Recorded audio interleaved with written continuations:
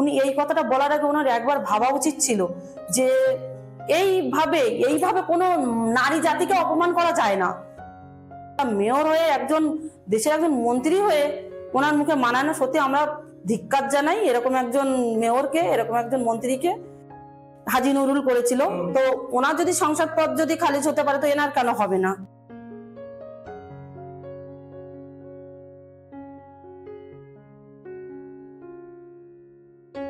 দেখুন, এটা তো ওনার একটা মানে কি বলবো, ওনার একটা মানে উনি নিজেও বলেছেন যে এটা আমাদের চলতি ভাষা।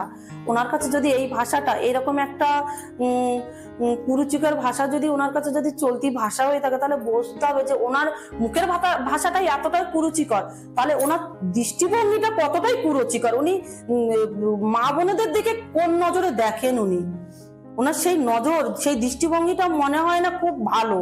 উনি ওই জন্যই উনি আজকে যদি এই কথাটা বলছেন যে আমাকে নিয়ে, যে উনি সন্দেশকালীন আন্দোলনকারী মা বোনেদেরকে নিয়ে যে কুরুচিকর ভাষাটা উনি প্রকাশ্যে বলতে পারলেন, এবং উনি এই কথাটা বলার আগে ওনার একবার ভাবা উচিত ছিল যে এইভাবে কোনো নারী জাতিকে অপমান করা যায় না।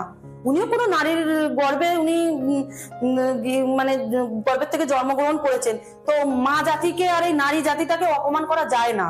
ওনার এটা ভাবার দরকার। আর আমার মনে হয় উনি এইটা যে ভাষা বলেছে এটা নিয়ে উনি ভাববেন আগামী দিনেও, উনি আগামী দিনে ভাববেন যে এই ভাষাটা, আর যে ভাষাটা আমি আরো উপনির্বাচনে গিয়ে প্রকাশ্যে বলে এসেছি, এই ভাষাটা আমার মনে আরো মানে এইরকম রেখাপাত্রর মতো এরকম গ্রাম অঞ্চলের মা বোনের থেকে মানে কিছু নেওয়ার দরকার আছে, যে এটা বলা উচিত নয়। ওনাদের মতন মা বোনেদের থেকে আমার কিছুটা উদাহরণ নেওয়া উচিত আছে, যে আজকের এই যে মা বোন, এই যে রাজ্যের যে মা বোনেদেরকে নিয়ে যে এতটা কুরুচিকর ভাষা বলেছেন, এই ভাষাটা ওনার মুখে মানায় না। একটা মেয়র হয়ে একজন দেশের একজন মন্ত্রী হয়ে ওনার মুখে মানায় না। সত্যি আমরা ধিক্কার জানাই এরকম একজন মেয়রকে, এরকম একজন মন্ত্রীকে।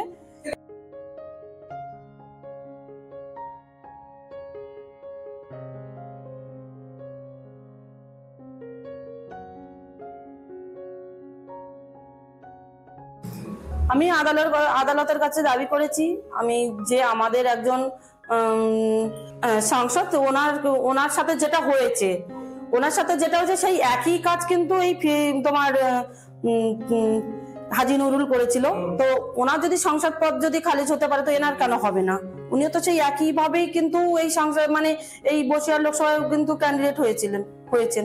তো যখন ওনার সাথে হয়েছেন তখন এনার সাথে হওয়াটা সঠিক বলেই মনে করি না। আর আমাদের পুরো বিশ্বাস আছে হাইকোর্টের উপরে ন্যায্য বিচারটাই করবেন। আমাদের সাংসদের সাথে যদি এটা যদি ন্যায্য বিচার মনে করেন, তো এটাকেও ন্যায্য বিচার বলে মনে করবেন। আমাদের পুরো আস্থা আছে।